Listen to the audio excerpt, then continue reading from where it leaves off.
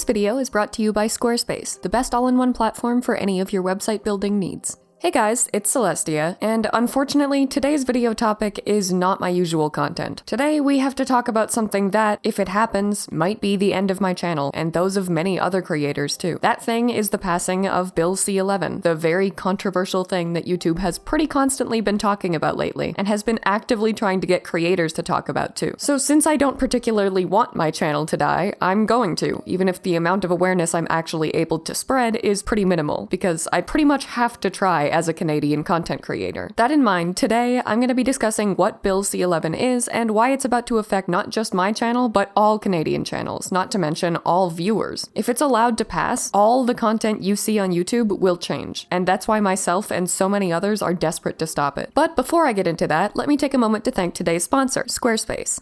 I know, I've rambled about them a million times now, but just hear me out one more time, because I wouldn't keep rambling about them if they weren't good. Squarespace is a website building and hosting platform that is, in my opinion, the best option out there for artists looking to create beautiful, clean, and professional-looking portfolios and display their work proudly. It's what I use for my art studio, and as you can see from looking at that, they offer some really versatile, polished gallery options, which means that even if you're like me and you're displaying a wide variety of different types of art, it's incredibly easy to organize them into categories and create separate galleries for each one. Their automatic image scaling means that you never have to worry about cropping or resizing the art that you're uploading just so that it looks right. And you can even have password-protected galleries and member areas with gated content that only paying customers can access. You can also directly connect your social media, so you can set it up to automatically post whatever art you add to your site to all of your other platforms too. On top of all of that, you can also turn your site into an online store with support for both digital and physical items, meaning you can sell anything from art on merch to commissions. Pretty much anything you could possibly imagine needing your website to do, Squarespace can do that and more. It's why they own my soul now. Anyway, thank you so much to Squarespace for sponsoring this video, and please go check out squarespace.com to get a free trial to build your own website, because no matter what your site needs are, they have a template for you. And once you've built it, go to squarespace.com/DuchessCelestia to save 10% on your first website or domain purchase.